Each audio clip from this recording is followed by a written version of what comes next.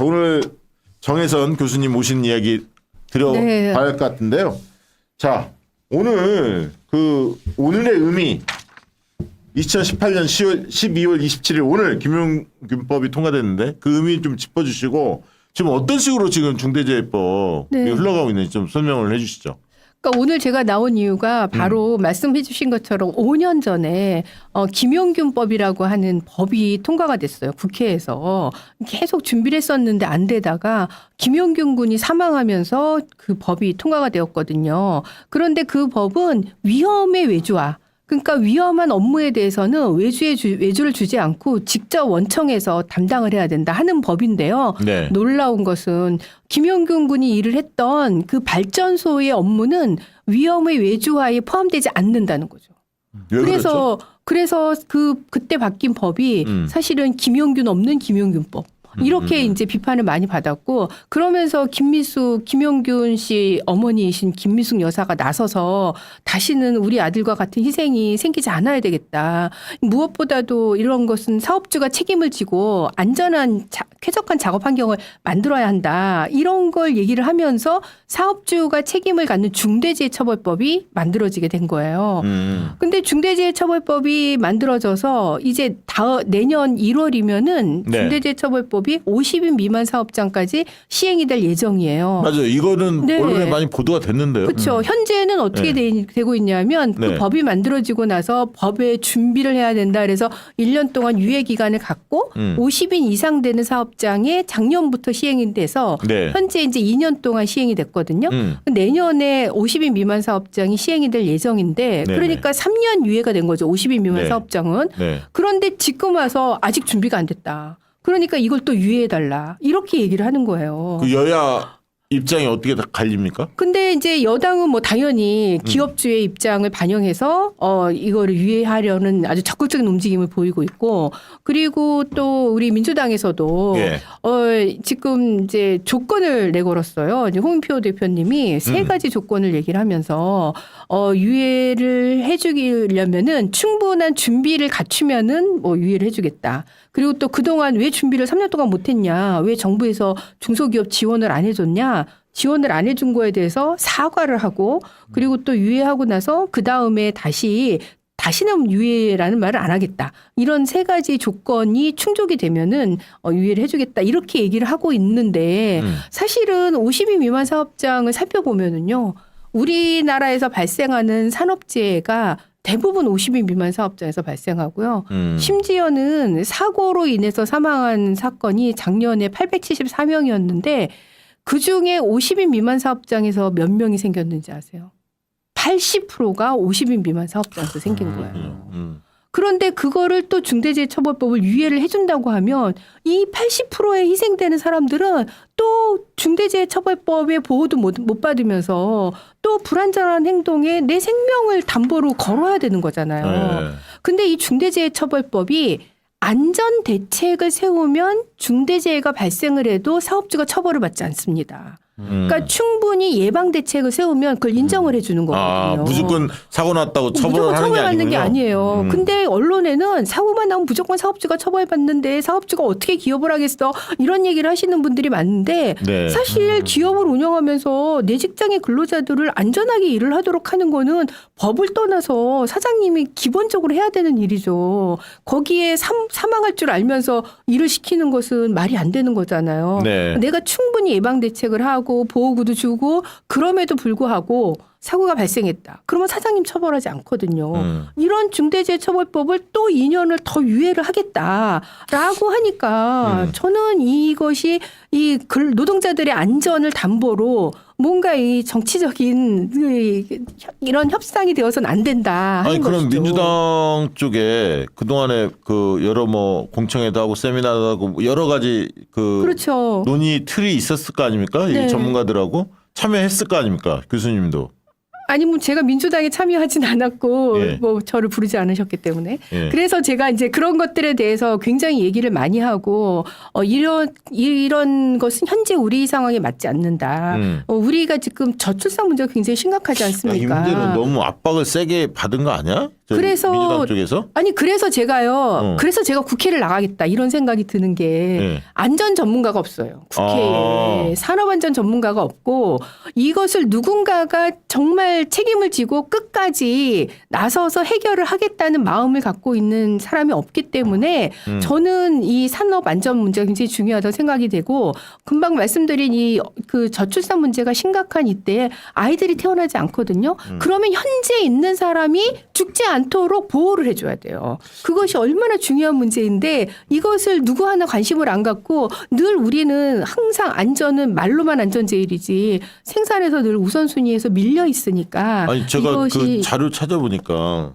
산재 사망 사고가 감소되지 않고 있대요. 법이 그렇죠. 통과됐음에도 불구하고. 네. 그러면 실효성이 없는 거 아니냐 이렇게 지금 보여지는 거잖아요. 그리고 교통사고 사망률보다 산업재해 사망률이 더 높대요. 교통사고보다. 그러니까 산업재해 사망률이 교통사고 사망률보다 2배 이상 높습니다. 놀라셨죠? 교통사고는 우리가 길에서 흔히 접하니까 사고가 많구나 이렇게 생각하는데 산업재해 사망률은 직장 안에서 이루어지니까 몰라요. 그런데 직장에서 과로로 사망하는 사람 있죠. 또 떨어져서 사망하는 사람 있죠. 뭐 끼어서 사망하는 사람 있죠. 정말 상상할 수 없이 많은 사망자들이 발생을 하고 있는데 이런 상황에서 정말 안전을 중요시 여기는 그것이 바로 민주당의 가치가 되어야 하지 않을까? 그렇게 그건 생각을 하고 당연히 맞는 있고 맞습니다. 네. 그리고 그런 것들을 누군가가 정말 책임 있게 계속 지켜서 정부도 압박을 하고 그리고 또 국민들의 힘을 모아서 이런 것들이 지켜져야 한다는 걸 알려주고 하는 정책과 제도가 시스템이 갖춰주어야 그래야 해결되어질 수 있다 하는 것이죠. 마지막으로 이렇게 여쭤볼게요. 산업재해를 좀 줄일 수 있는 감소시킬 수 있는 방안이 있다면 어떤 방안이 있을까요? 그러니까 중대재해처벌법을 이제 기대를 많이 했는데 왜 효과가 없냐면 중대재해처벌법이 시행이 되고 나서 실제로 처벌을 받은 사건이 10건밖에 안 돼요. 산업재해가 1년에 800건씩 넘게 발생을 하는데 그것에 대한 처벌이 10건밖에 안 이루어지는 거는 심사하는데 오래 걸리고 그리고 적용하는데 또 다른 잣대를 가지고 하고 있고 그러니까 기업주들이 이게 중대재해처벌법이 심각한 줄 알았더니 뭐 별거 아니네. 이렇게 생각을 하면서 네. 또 안전에 대해서 예방하지 않는 거거든요. 근데 안전은 늘 비용이라고 생각해요. 사람들이. 근데 오히려 안전하지 않았을 때 그때 나는 비용이 더 많이 들기 때문에 사전에 예방하기 위해서 노력하는 게 굉장히 필요해서 저는 그래서 중대재해처벌법이 제대로 작동할 수 있게 하고 그리고 수많은 현장에서 안전이 지켜질 수 있도록 산업안전보건법도 김용균 씨 보호될 수 있는 정말 위험의 외주화가 이루어지지 않도록 제대로 된 산업안전보건법 만들고 네. 그리고 제도와 정책과 시스템으로 안전이 갖추어져야 움직일 수 있는 것이지 사고만 생기면 그때 반짝 관심을 가졌다가 다 잊어버리고 이렇게 되어지면 우리가 안전을 지켜줄 수 없다. 그렇게 생각하기 때문에 네. 그런 제도와 정책 시스템을 만드는 일이 중요하다라고 생각하죠. 들어보고 어떤 느낌이 드셨어요? 이 댓글이 싹 얘기해주고 있어요. 아, 정혜선 얘기해주잖아요. 너무 똑부러지네. 역시 야무져 최고. 근데 진짜 필요하지 않아요? 필요하죠. 필요하죠. 근데 지금 말씀하신 저는 대로 이제 조금 말씀 들으면서 중대재해처벌법 이런 표현이 어떻게 들릴지 모르겠지만 실제로는 노동자들 입장이 아니고 기업주들은 어마어마한 로비들이 있습니다. 그렇지. 여야 이런 로비로부터 자유로울 수 없다고 생각합니다.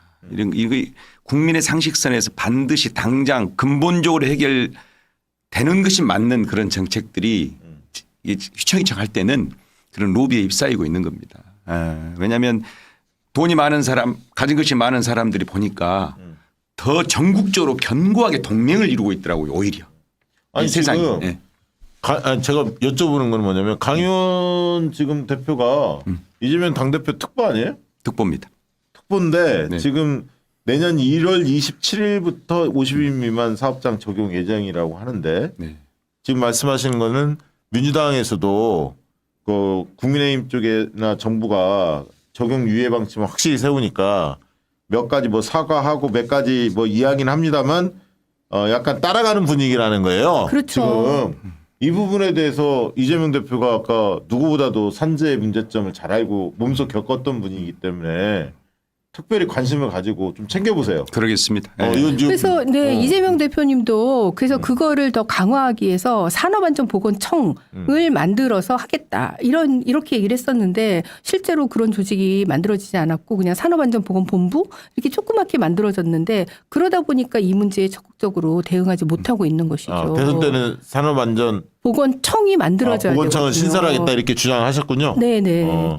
그리고 또 실제로 그러겠습니다. 사실 저는 중소기업의 사장님들도 우리가 참 보호해줘야 할 중요하신 분이라고 생각하고 그분들의 의견도 소중하다고 생각해요. 네.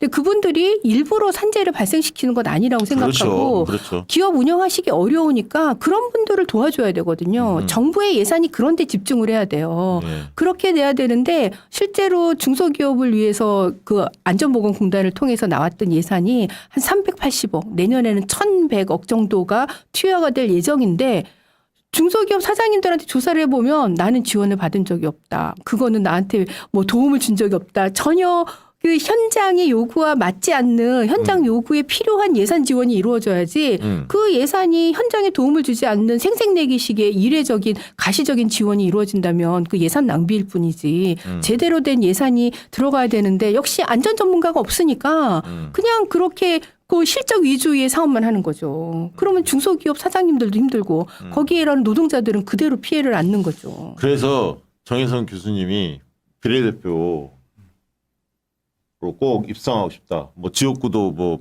배제하지 않는 것 같은데. 댓글에는 다 용인정으로 뜨네. 아니 그래서 제가 기회가 되면은 정말 꼭 국회에 가서 이 문제를 정말 책임 있게 해보고 제가 30년 동안 현장에서 일을 하면서 이것을 계속 얘기하고 주장하고 해왔는데 해결되어지지 않으니까 안타깝고 답답한 마음에 내가 나가봐야겠다 이런 마음이 들게 되었고 보니까 한국 보건안전단체 총연합회 회장을 또 맡고 계시네요. 네네. 제가 카톨릭대 교수지만 이런 안전보건 하시는 분들이 굉장히 많아요. 그런데 그런 분들의 목소리를 낼 수 있는 창구가 없었어요. 지금까지는. 이제 되게 말씀하신 대로 무슨 사건이 크게 터져야 그때 이제 모셔서 그렇죠. 얘기 잠깐 듣고 되게 언론도 그렇고 그렇죠. 늘 그렇게 정당도 마찬가지지 뭐. 맞아요. 전문가 그냥 한두 분 이렇게 모셔서 얘기 듣고 그 끝이었지. 그래서 이런 현장의 전문가들의 목소리를 낼 수 있는 단체를 만들어야 되겠다. 그래서 제가 안전보건단체 연합회를 만들었어요. 그래서 약칭해서 한보총 이렇게 부르는데 안전보건단체 연합회를 만들어서 현재 3년 됐는데 그 단체에 가입된 단체가 73개 단체이고요. 그리고 단체 회원 수를 다 합치니까 80만 명이에요. 그래서 굉장히 많은 분들이 현장에서 일을 이렇게 하고 있는데 이것이 정책하고 제대로 결합되지 않는다. 그러니까 노동자들의 산재 문제는 해결되어지지 않고 있다. 그래서 정말 이 한보총에 있는 많은 단체들이 제가 꼭 국회를 가서 이 문제를 해결하기를 열망하고 있고 그분들도 저는 그런 분들의 열화와 같은 성화를 그 기대에 부응할 수 있도록 정말 노동자들과 우리나라의 안전을 지키고 노동자들이 안전한 거는 개인의 안전으로 그치는 게 아니라 가정이 안전해지는 그렇죠. 거고요. 산재 환자가 한 명 생겨보세요. 그 가정은 파탄나거든요. 가정이 안전해지고 지역사회가 안전해지고 국가의 경쟁력을 갖추는 일이거든요. 네. 그래서 이거는 국가적인 아젠다다. 그렇게 생각을 하고 있고 제가 살고 있는 집이 기흥구인데 저희 지역구의 국회의원님이 이탄희 의원님이신데 이탄희 의원님이 불출마를 하신다고 해서 제가 8년 동안 기흥구를 지키고 있었습니다.